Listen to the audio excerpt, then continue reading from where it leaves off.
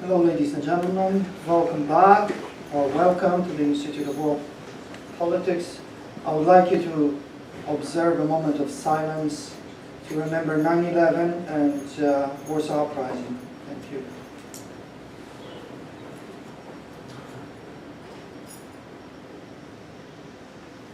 Okay, I'd like to start with a little show. Can we play a clip? Yes. Or we have a couple of clips of commemorating.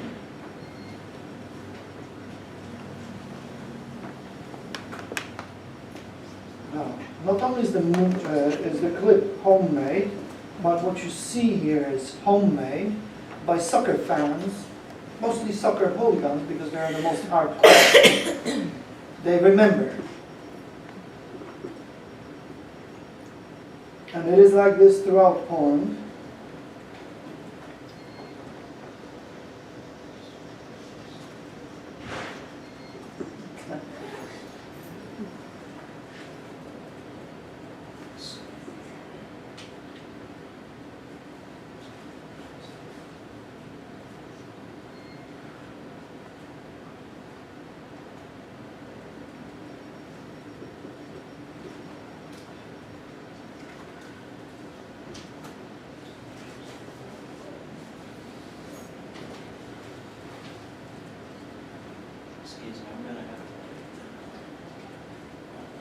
Okay. Okay. See, I always tell my students to learn maps. They think that compass and maps are irrelevant because we have GPS. I tell them when our special forces go roaming, it stops working. We call it sound. It's called technology. Somehow, technology has not delivered utopia. It is very handy, but I strongly suggest that students learn that 2 + 2 = 4. That's going to come in handy, just like the maps and anything else. At any rate, one of my professors, the most recognizable historian of Poland who writes in the English language, Norman Davies, stressed that 9/11, during the Warsaw Uprising, every day as many people died for 63 days as on 9/11.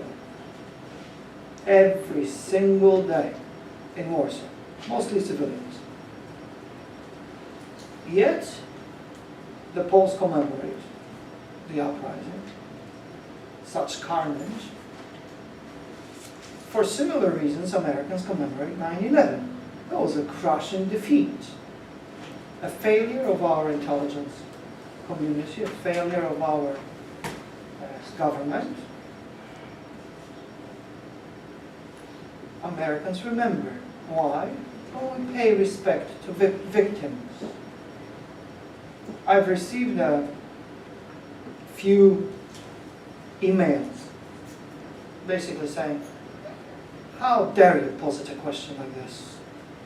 Why Poles commemorate defeat? Well, it was a defeat. There are a number of reasons. One of them is American. They commemorate the victims, the innocent victims who were in the right. The Poles commemorate other things too, and I'll get there as soon as we can resolve technological problems, but it is our duty to remember about those who came before us and sacrificed. Simply, it's our duty to commemorate. That's how we establish a chain of continuity. After all, we, as Americans, or as Poles, or Japanese, cannot be invented ex nihilo. We have superseded those who came before us and shaped the way that our nation is. And we inherit from them that which we choose to inherit. And one mark in Western civilization is to commemorate the dead. If you remember, great Greek plays revolve around the duty to bury the dead. The American military says, no man or woman left behind, not the dead. Everybody comes home. Enormous resources are expanded to account for the missing in action in Southeast Asia. When Poland regained her independence in 1918, one of the first things that the independent state did, after fighting 5 wars, including one against the Bolsheviks in 1920, which was the only time the Red Army was defeated in the field ever. The Polish state, the Polish parliament and the government and the people, at least conscious among them, went about commemorating the uprisings, in particular the uprising of 1863. Every single living insurgent was venerated. Those who couldn't fend for themselves were put up in retirement homes at state expense. The commander-in-chief, Marshal Joseph Pilsudski, issued an order where every single rank had to salute, including himself, had to salute the veterans of 1863. When my great-grandmother died, a platoon of lancers escorted her to her grave because she was one of the insurgents.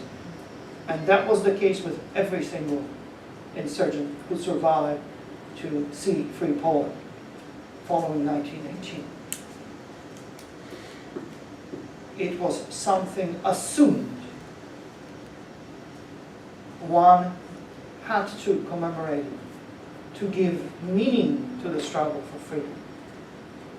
And the uprising in 1963, as nearly all other Polish uprisings except the Great Poland uprising of 1918, all uprisings failed. So one of the reasons is to commemorate victims. Another reason is to commemorate the struggle for freedom. And still another, to stress continuity between generations, that things dear to others are universal and we embrace them too. Further, it is to mark one's own willingness to sacrifice when the moment comes. And thank God for technical difficulties. I'd like everyone to recognize General Rowney, who should be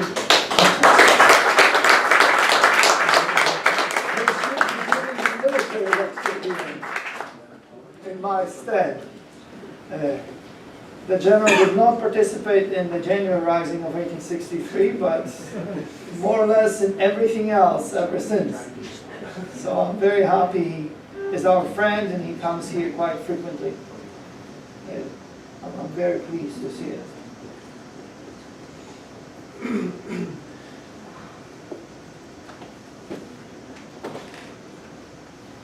Okay.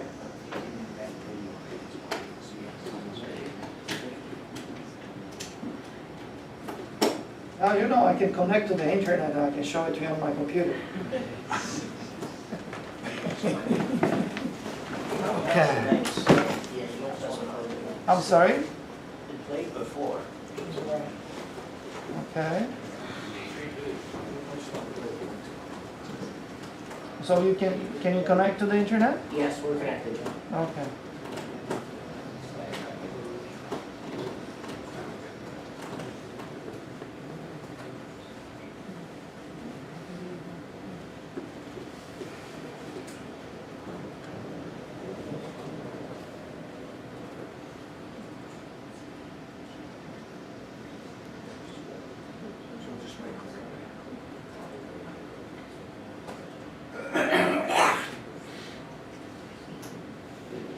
Okay.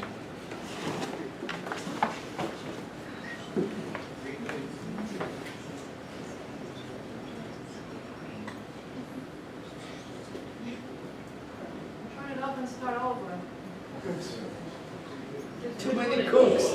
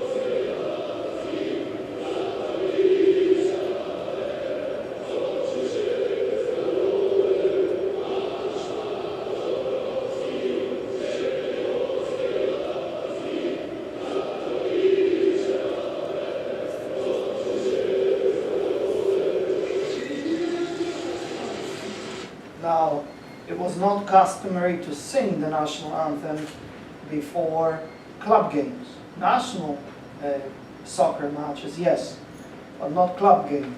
Soccer hooligans made it obligatory. Who doesn't sing gets beaten up, so everybody learns. You want to attend soccer games, you better show respect for the insurgents, for the military, not for the communists.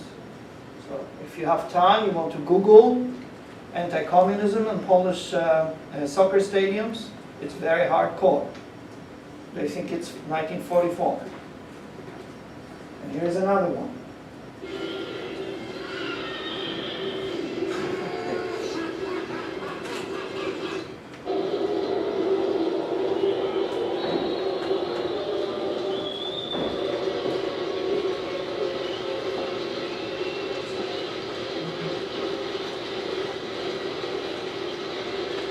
Let them tell us that this was a disaster and defeat.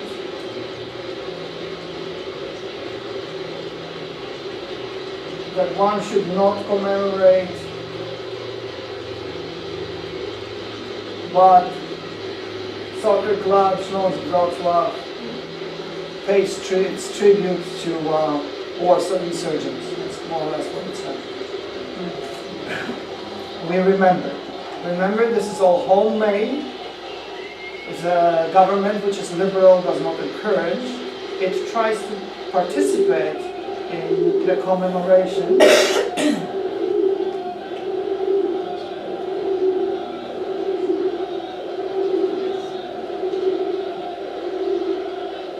The usual chant is Cześć i chwała bohaterom, which means glory to the heroes. And the kids chant the same thing on the streets when they march to commemorate the anniversary of the uprising.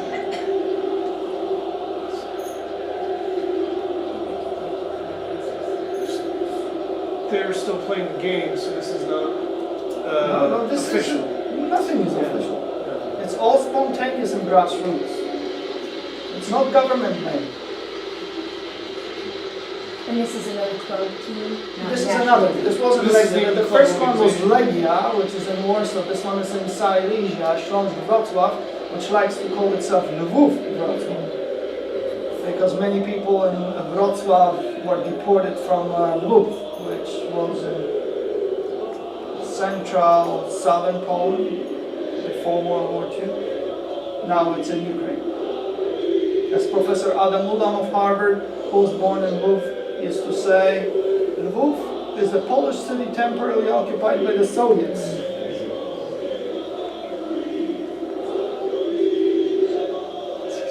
And they sing.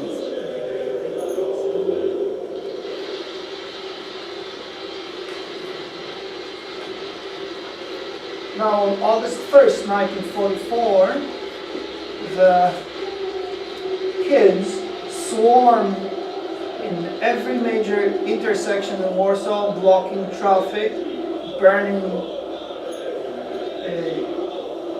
flares, and chanting, and the life comes to a standstill for 3 minutes.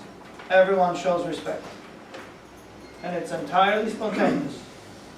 So this is what flash mobs do. Instead of going to malls and beating people up, that's what they do in Poland.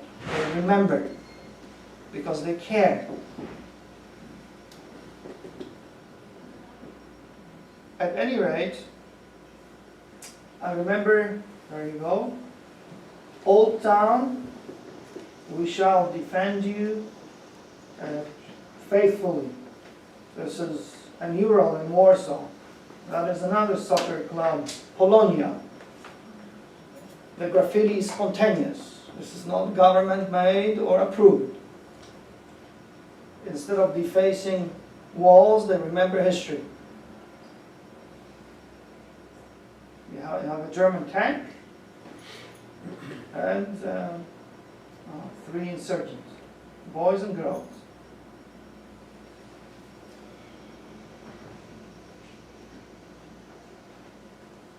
Yeah. That's it. Yeah. Well, not yet. Let me. Anyway, do you remember watching Braveheart? The Scots argued with one another, and one of them said, "Well, let's go fight British," and another interjected, "Are you crazy? There are too many of them." Well, a third one chimed in and said, "Oh, we don't have to win. We just have to fight." I thought they were Polish.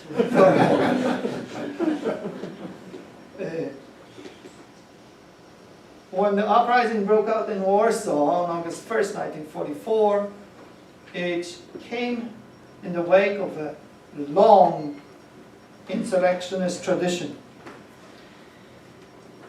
There is, until this very day, tradition in Poland to remember not only Warsaw Uprising, but everything, all uprising.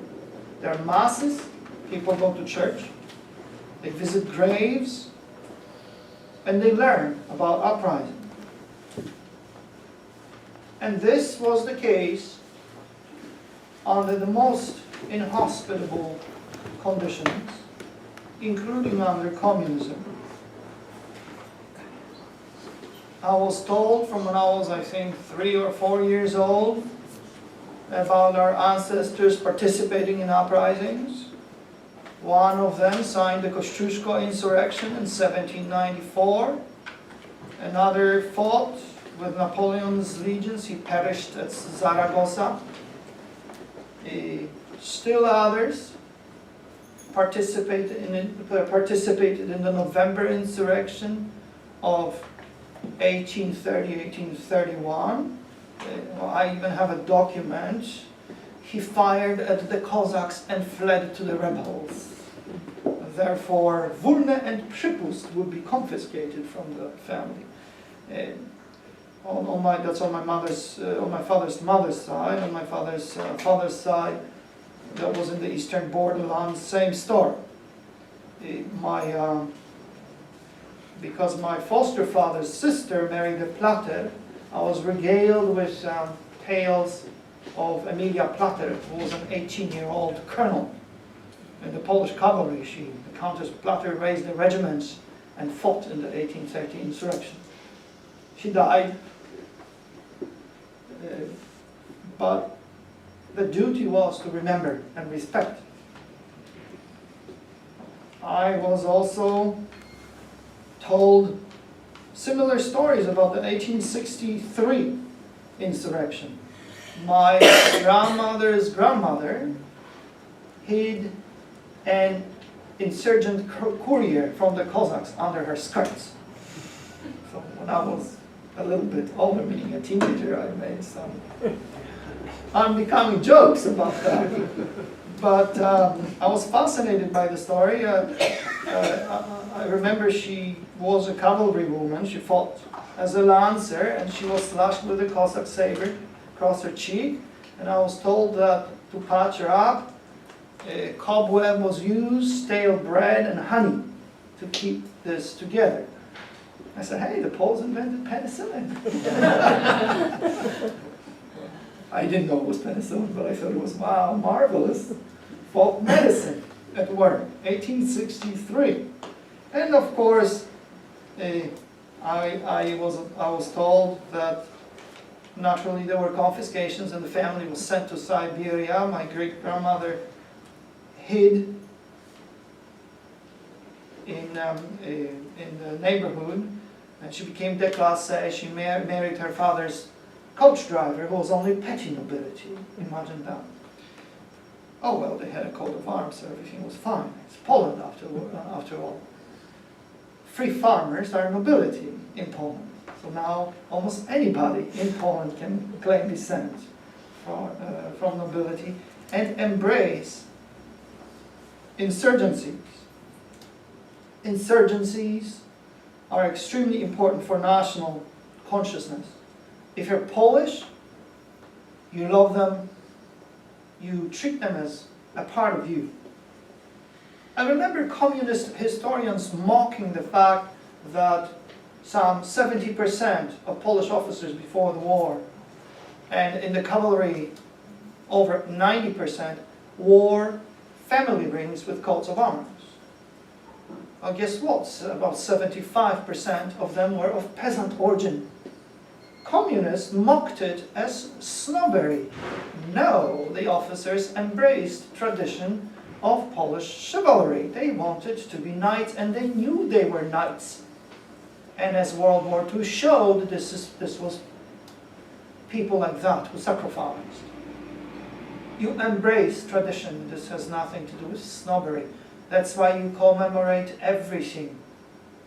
Nobody has forgotten about the Battle of Grunwald, where my ancestors trounced the Germans for 500 years. This was July 15th, 1410.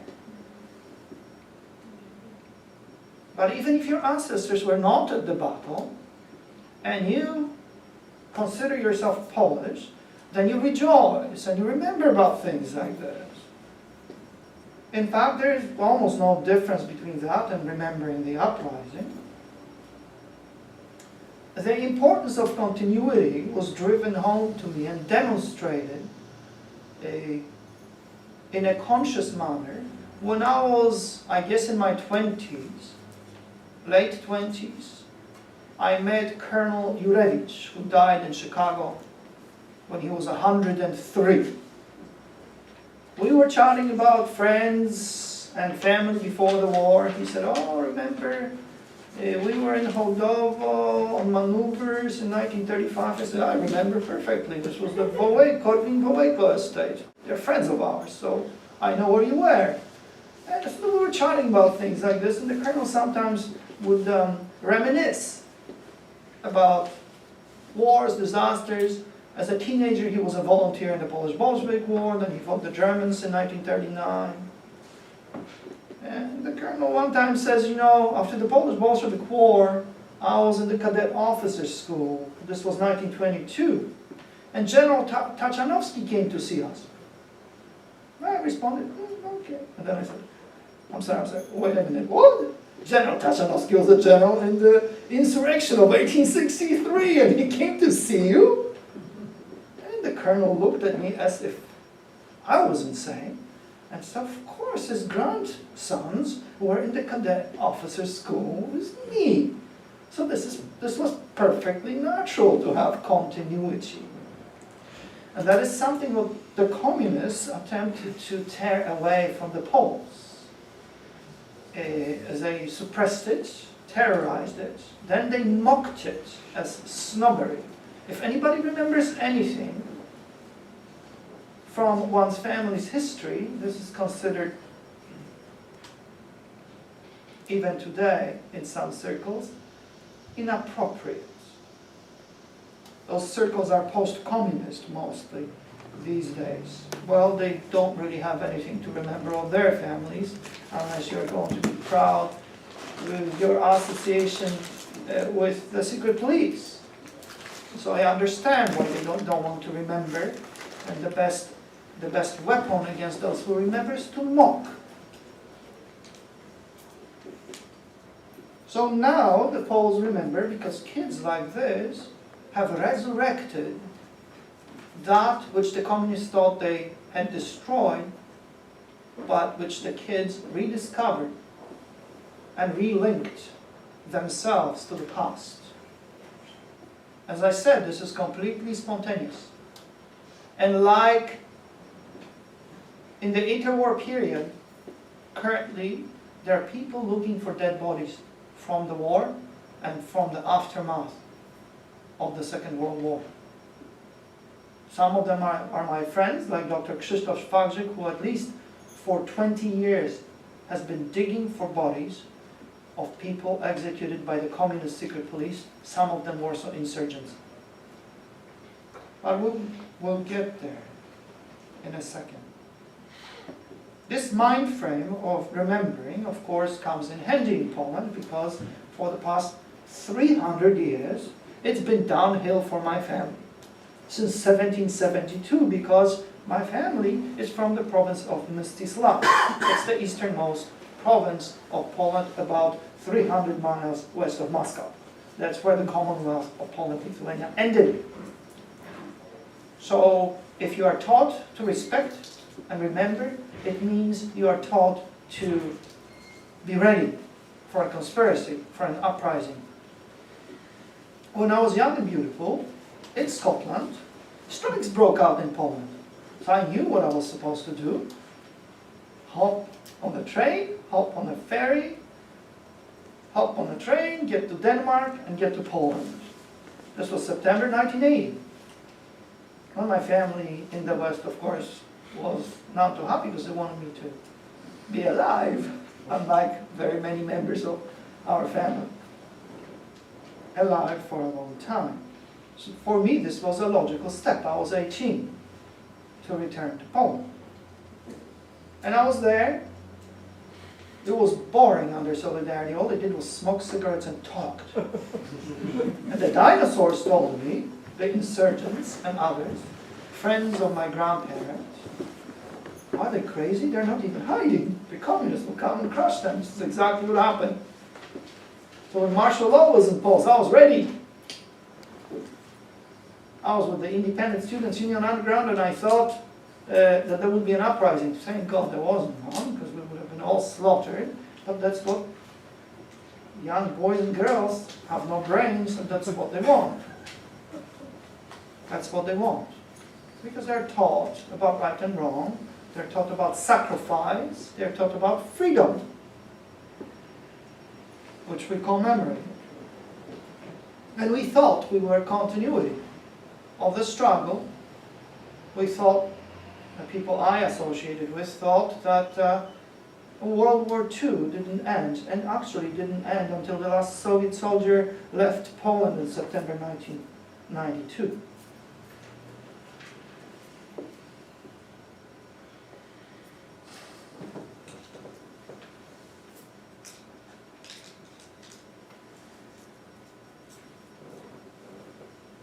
When I was growing up, one of the dinosaurs in my family's milieu was Jan Rossmann. He was the second in command of Grey Ranks, the Boy Scouts and Girl Scouts, Girl Guides and Boy Scouts in the underground. I just loved up his stories. Jan Rossmann received Poland's highest military decoration, the Virtuti Militari Cross, which is, if America had something above the Congressional Medal of Honor, think catching a German tank with your teeth. then that would be the equivalent of the virtuti militari. Now remember, the Polish army has no wounded badges, no Purple Hearts, because then the whole army would be decorated.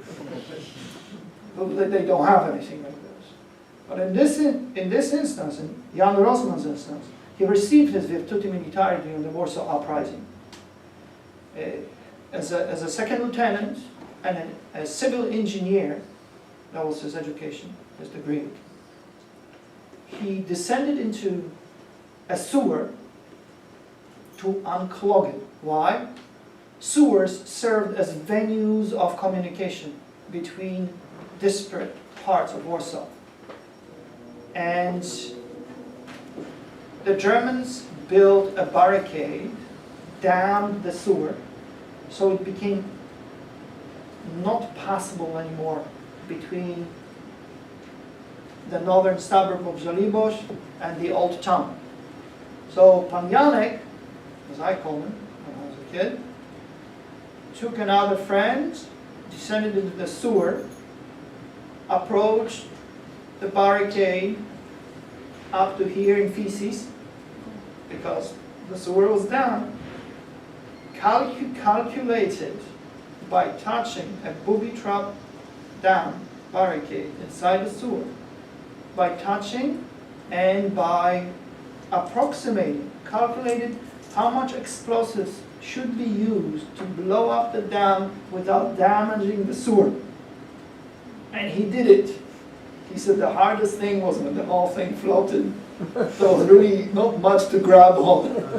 So he was floating with his friend, with it. They finally grabbed some kind of an iron bar, and that's how they survived. He was decorated for, pardon my French, dipping himself in feces with the highest military decoration. I thought it was great, and immediately went to the sewer. My mother was not too happy. I was 10.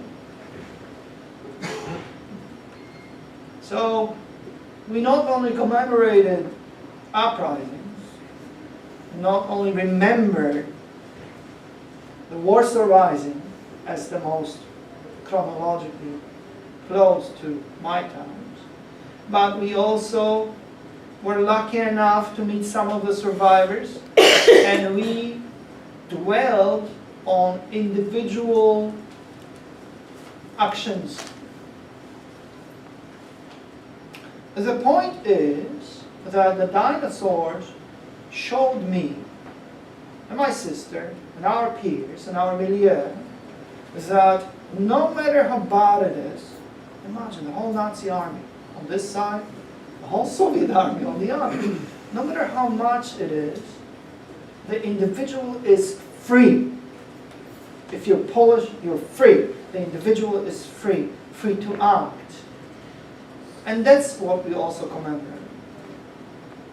As I've mentioned to you, I've received a few emails about the title, Commemorating Defeat. A couple of them angry. We don't commemorate defeat. The Poles commemorate the spirit of freedom. Yes, within the context of defeat. I'm very proud of my ancestors at the Battle of Kirchholm in 1605. 5,000 hussars kicked 21,000 Swedes into the sea, and I was there in 1605. I'm very proud of it. But I'm also proud of my family in the Vilna Home Army, you see. So it makes no difference from the individual point of view. What makes a difference if you volunteer to serve a cause that's greater than you. And that's what the Poles remember.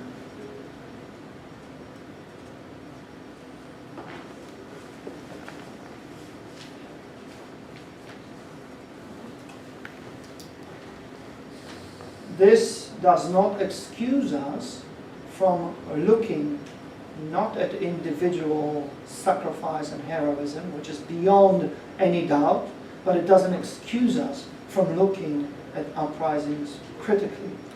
When you peruse Hansard's British parliamentary papers, you will discover that many of the English were dismayed, even if you look at the papers. Sure, there was sympathy with the cause, because who would not identify with the cause of freedom? But in France too, there were people dismayed. Why would the Poles rebel in 1830 when there was no army marching to their rescue? They just had themselves to count on, and Russia had Europe's largest army. Sure, they're brave, but did they have to fight just then? Shouldn't uprisings be coordinated with allies or with a stronger party? Shouldn't uprisings result in liberation because they are rational, they are calculated, like the uprising of 1918, where the people of Great Poland, Wielkopolska, Poznania and Pomerania rose and kicked the Germans out. And they won without any help, because theirs was not a romantic endeavor. Theirs was a hard-headed calculation. People of Western Poland are the closest to Germans we have in Poland. So they knew how to do business, including the business of uprisings. And when they launched theirs, everything worked out, just as it should have, in 1918. Not a moment sooner. Not in 1914, where Joseph Piłsudski and his friends came across the border. Actually, Piłsudski stayed in Krakow, but his first company came across the border and attacked the Russian Empire. And all the troops who were supposed to be in the cavalry were carrying saddles on their backs because they didn't have any horses. And almost everybody they encountered thought they were crazy. The gesture was grand and romantic, but I don't think was thought through.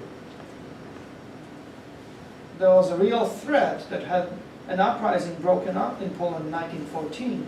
The Germans and the Russians would have made friends over the dead body of Poland, and there wouldn't have been World War I. Good for the world,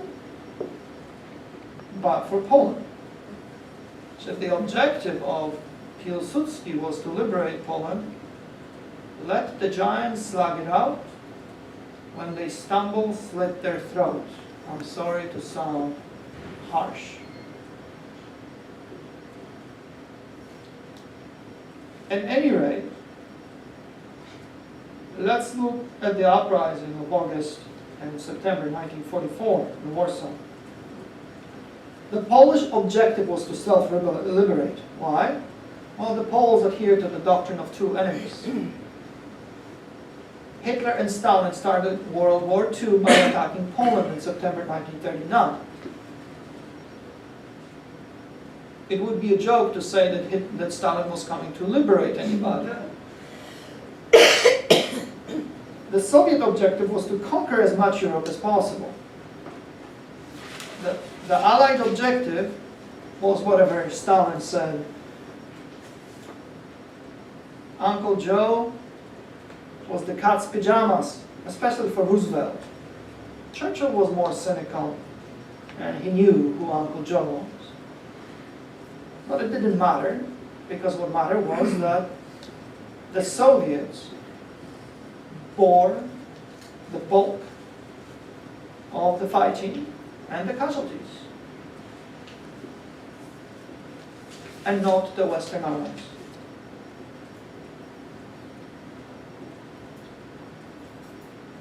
Knowing that the Soviets were returning, the Poles launched a rolling insurrection. And Warsaw, from the very beginning, was specifically excluded from it. The so-called Operation Tempest commenced in January 1944 in Volhynia. Polish Underground Home Army emerged as the 27th Volhynian Division, engaged the Germans and Ukrainian nationalists and cooperated with foreign elements of the Red Army.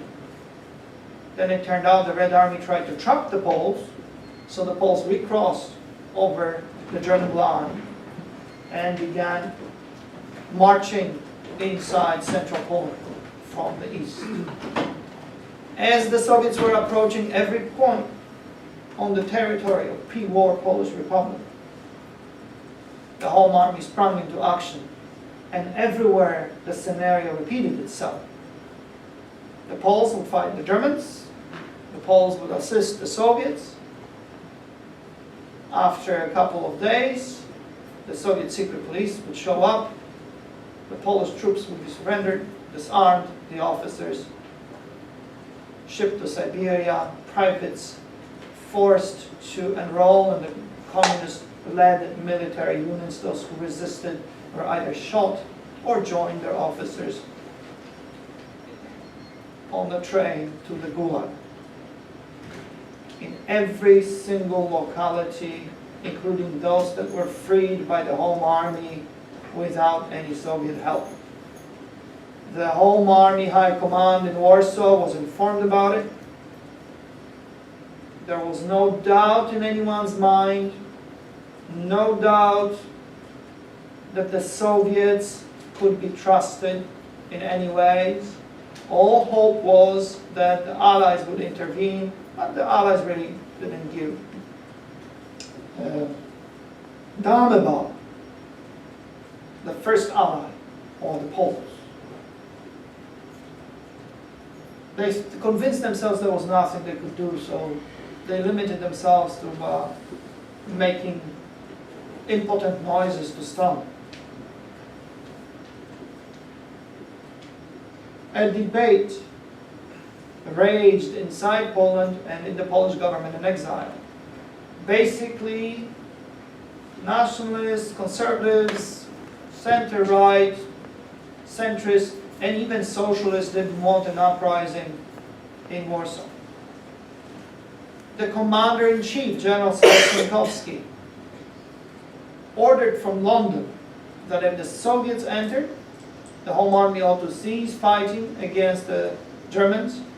The Home Army should not engage the Soviets, and it should exfiltrate and send as many young men endangered by the communists to the West as possible.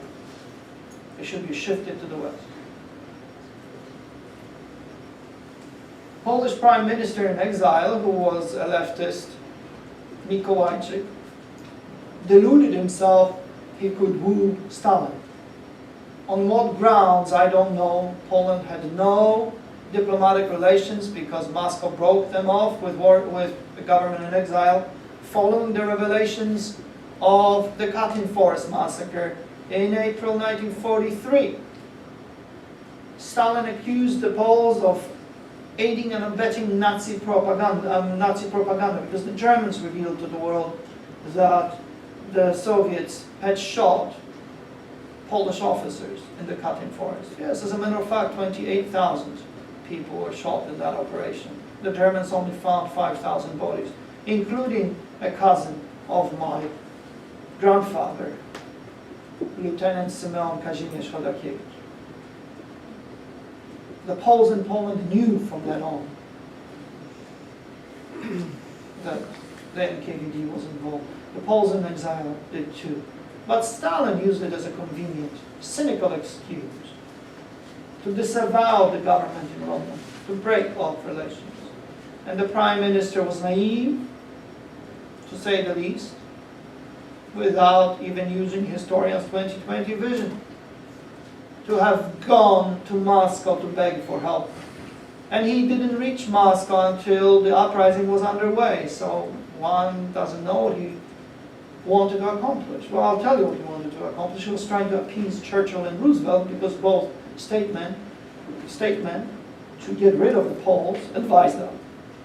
So he thought if he did that, then the West would be grateful. And Western statesmen were sick and tired of hearing about Poland's problems. Those weren't their problems. The Poles were no longer a sexy ally. The Soviets were. A debate raged within Poland too.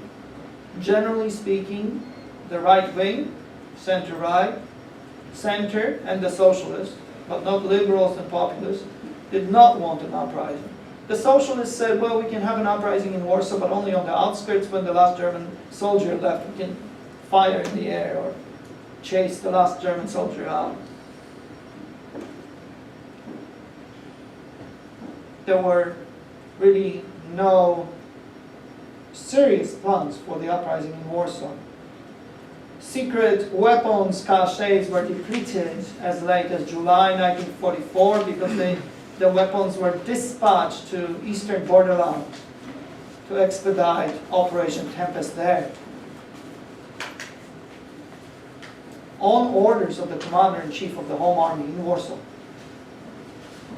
Count Komorowski, General Bur, was his code name, a cavalry officer. Most in the Home Army High Command were opposed to the uprising in Warsaw. Then the Soviets approached. And it's important to remember the Soviet strategic and tactical battlefield modus operandi. The Soviets basically plagiarized what the Germans have done, called blitzkrieg.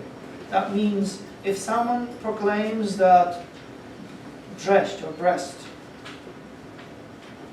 is a fortress, then you just outflank it and surround it and let them steam. You storm ahead. This is called blitzkrieg.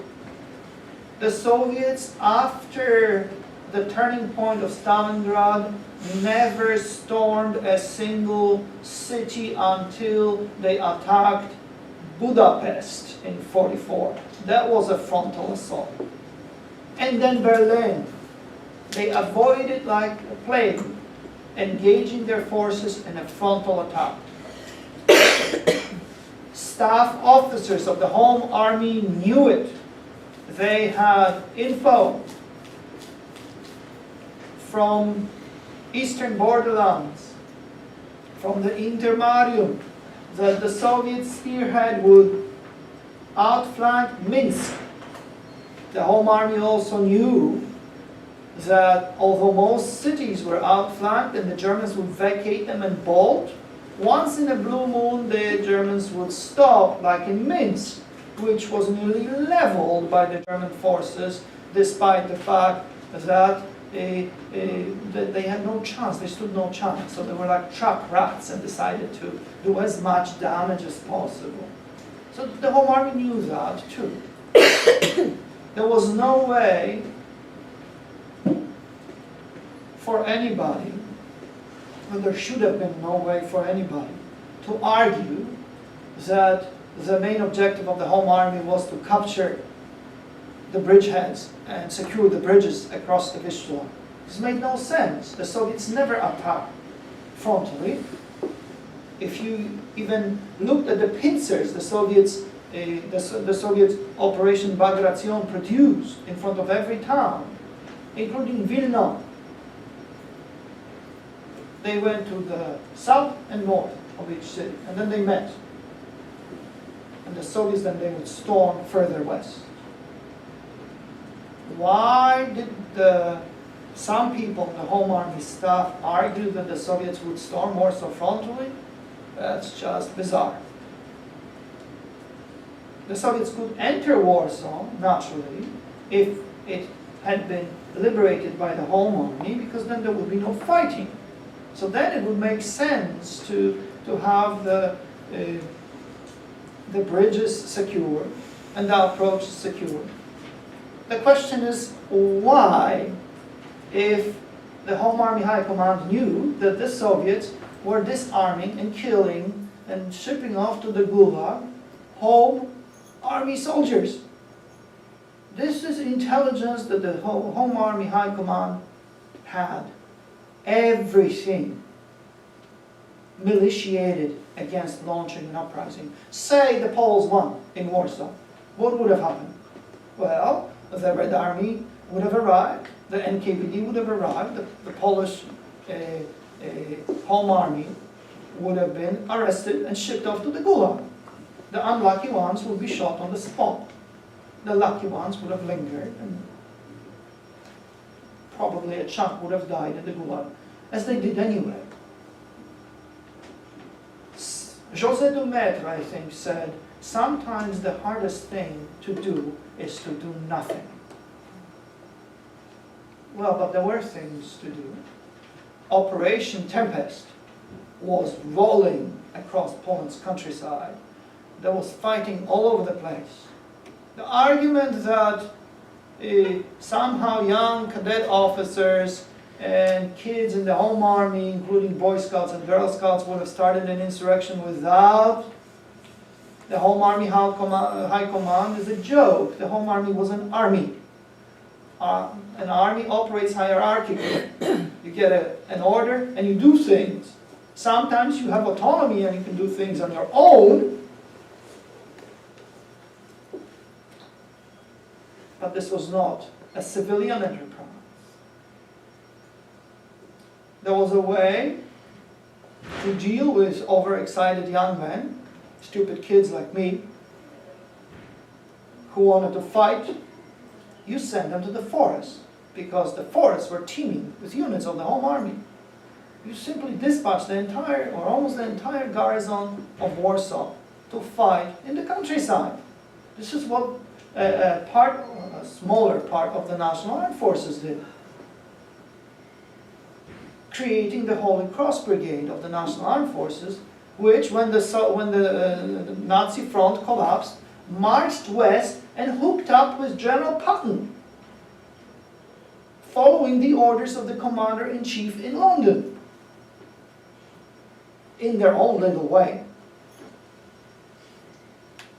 There was another unit that did a very similar thing, namely the Naliboki Home Army Regiment, which had fought both the Nazis and Soviets in the underground. Upon the approach of the Red Army, it packed up and marched, I don't know, 1,000 kilometers west, crossed the Vistula and joined the Warsaw Uprising. Because the German front was collapsing. So they marched with the Germans. The Germans said, "Ooh, exotic uniforms. Who are they?" But because the German troops were tired, everybody was tired, the Poles had picked up a few German military police who were tired, put them on their paddy wagons, and they were let through. Sure, along the way they had to yield to a couple of armored divisions, but those divisions didn't destroy them because they were too much in a hurry. They were regrouping. That's what you can do when the front is collapsing. These guys left sometimes in late May, quite in Anabasis, all the way from Naliboki, which is northeast of Novogródek, what is now Belarus, all the way to Warsaw. And when they arrived on the western side of the Vistula River, they crossed a bridge which was manned by the Germans. The Home Army in the Campinos forest freaked out. They thought they were traitors. No, we are Home Army. We just marched with the Germans because everything collapsed. And they let us through. They even fed us on the way. So they had no idea what the heck we were. Even though we had Polish Eagles. And we have Lancers. And now they join the uprising. At any rate, there were ways. But there was no will, because there was a group of officers in the Home Army High Command who were hell-bent on the uprising. This is the way they rationalized it. Poland's mocked in the West. The Home Army is jeered at that we don't fight. This is all false, but the West doesn't know that we've been fighting here for many years, since before anybody fired a shot at Hitler and the Nazis. So we will show everybody that we're ready to fight, and we'll fight in Warsaw. That's one argument. Second argument, we'll win, and we'll welcome the Soviets as hosts. Oh, by the way, there was the orders for the home army in the eastern borderlands too. They did welcome the Soviets as hosts, and then they were sent to the Gulag or shot, like Lieutenant Colonel Maciej Kalenkiewicz and other friends of my family. But there was also a metaphysical dimension to the thinking or actions, I would say, not thinking, of a few high officers of the Home Army.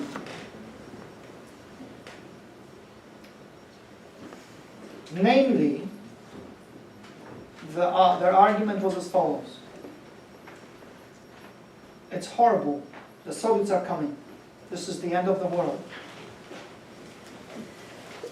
Whereas the Germans can kill our bodies, the Russians will kill our soul. We must do a horrific act of self-sacrifice so the future generations will remember that freedom doesn't come free. If you ask me for a metaphysical explanation, that's how a few officers on the Home Army High Command effused. Didn't think, effused. Everybody dies so that everybody afterwards can remember.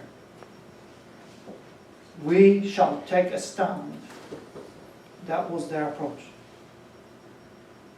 They went so far as to most likely falsify a report that Soviet tanks were seen on the outskirts of Warsaw, namely in the Praga suburb. That means 15 miles away. This was to sway and deceive the commander-in-chief, General Komorowski, who gave orders for the uprising to commence the following day. And because this was late in the afternoon, the runners, no one used phones because they were tapped, the runners didn't make it because of police curfew until earlier in the morning. And most units were not put on full alert. Only some of the elite units were fully mobilized, and not all of them, and not all the troops. The civilian population was not warned. When, in the 1960s in London, the dinosaurs talked among themselves, someone asked General Komorowski why he did not warn the civilian population. Well, there were leaks, just to let you know. For instance, our great aunt, Fabiani, was warned, and she left with 2 kids. Her husband had been killed, executed by the Nazis. He was an underground leader. So she was warned, and she left. So there was a leak. And she survived the uprising on an estate, on a friend's estate in the countryside. She was my grandmother's sister. Her last name is Fabiani. But General Bur responded, there was no time to warn the civilian population. No time. I didn't warn my wife. His wife was taken prisoner by the Germans. She was pregnant, and she was with her, I think, 3-year-old. And the Nazis put her in front of their German tanks as a human shield. And General Komorowski said there were very many pregnant women in Warsaw. I couldn't have possibly warned them all, so I didn't tell my wife. Remember, the mindset of some of the finest underground officers was chivalry. They were absolutely ill-equipped to deal with the totalitarians, with the Nazis and communists. Completely different world.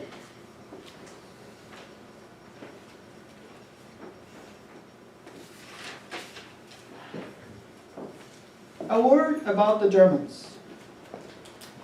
Their objective was to kill everyone and to level the city. Why? Because Hitler issued such an order. And it took about a week until an SS general arrived, decided it was counterproductive, told his troops to shoot men only, and chase all the women and children away. This was after a week of killing, where about between 30 and 60,000 unarmed civilians were slaughtered in the Wola and Ochota suburbs. Some have argued, it's possible, that had the Germans concentrated on fighting the home army, the uprising would be over in a couple of days. But instead, they focused on killing, raping, and robbing civilians in Wola and Ochota.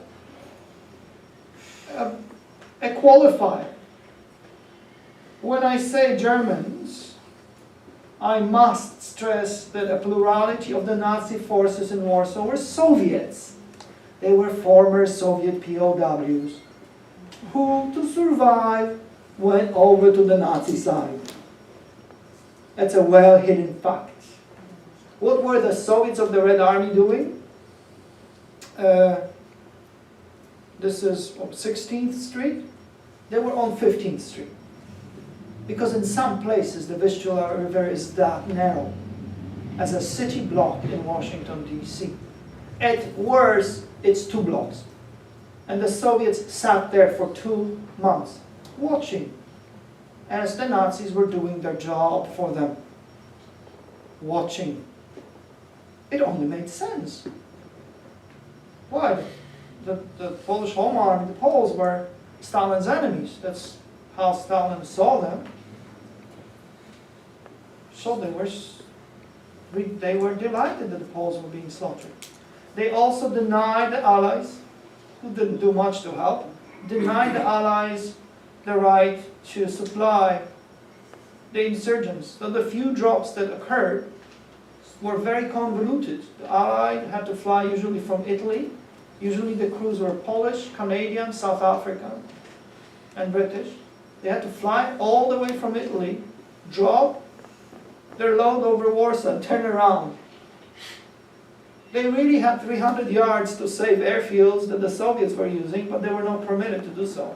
Finally, the US, when the uprising was almost over in the middle of September 1944, took a whole air armada and just flew it, dropped its load, and landed in the Soviet-occupied territories. And they were not executed. Perhaps that should have been done within the first week of the uprising, because when the Americans came, 95% of all stuff fell into the enemy hand. Everything almost that they dropped fell into the hands of the enemy.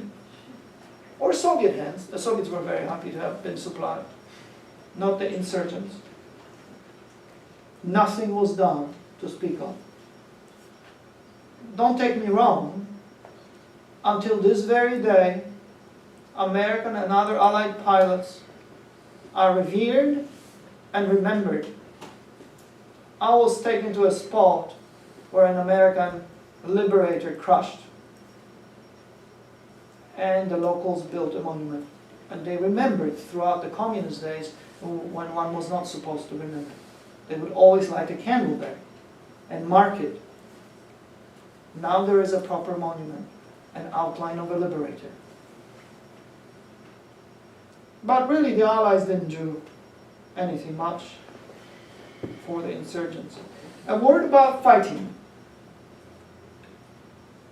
The Home Army Command divided its forces into about 600 plus platoons. Even though on paper there was at least a division, only 1/4 of 25% of the troops had any weapons. Everybody else had bricks, or gas pipes, or brass knuckles, because the assumption was, straight from the insurrection of 1863, with our sticks we take their rifles, with their rifles we take their field guns, and then we win. That sounds infantile? Well, if you care, that's what you do. That's why young boys shouldn't be allowed to be in charge of any conspiracy, because they are crazy. And I know that from autopsy. We need General Rounded to tell us what to do. Otherwise, instead of landing on Incheon, we would have marched on Beijing immediately. And I'm not kidding. The Home Army failed to achieve most of its strategic objectives. So in essence, the German garrison was surrounded in Warsaw, but it wasn't defeated. The Home Army seized control of almost the entire town, and then it lost the city block by block. In particular, the fighting was horrific in the old town. The old town is the old medieval town of Warsaw. I don't know, this would be like starting with the mall, Treasury, Willard Hotel, beyond the White House to Lafayette Park, all the way to Army and Navy Club. It took the Germans 31 days to take it. They drove their tanks into the cathedral, St. John's Cathedral, where my grandparents were married. That's how bad it was. The Poles had a machine gun in the choir. So that's what I was told by one of my dinosaurs. You know, my trips to go to church were very eventful.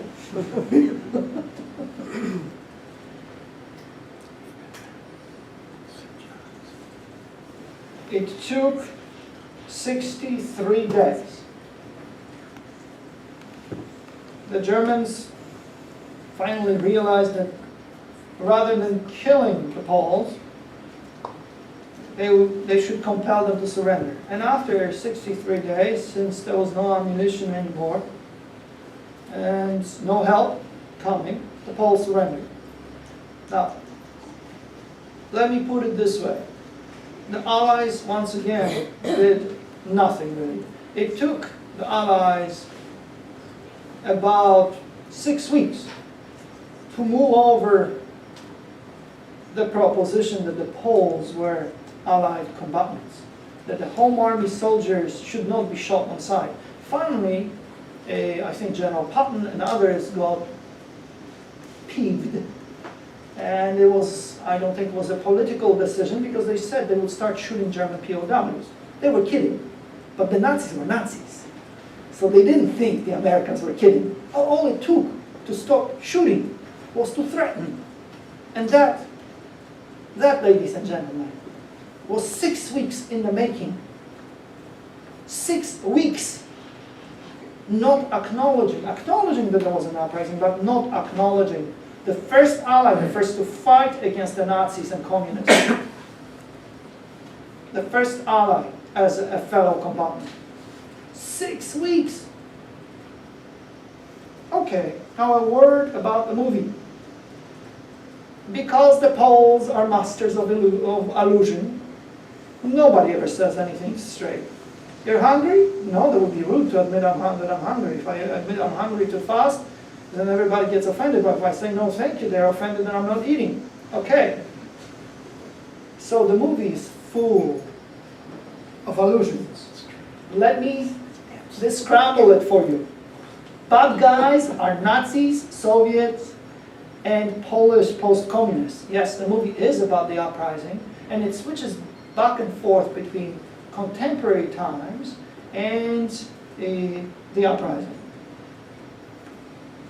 Number 2, uniquely in this movie, the Soviets fighting for the Nazis appear to be worse than the Germans. The director chose to differentiate between bad and good Germans, which is unusual. There's even a decent SS trooper, not NCO or officer, who are genocidal maniacs, but there is a single SS trooper, which is quite possible because the Germans deployed the SS Delewanger Brigade that was composed of concentration camp inmates, German concentration camp inmates, mostly rapists and poachers. But there were more than a few people who ended up in the concentration camp for black marketeering, and I don't think they would immediately make a good assessment.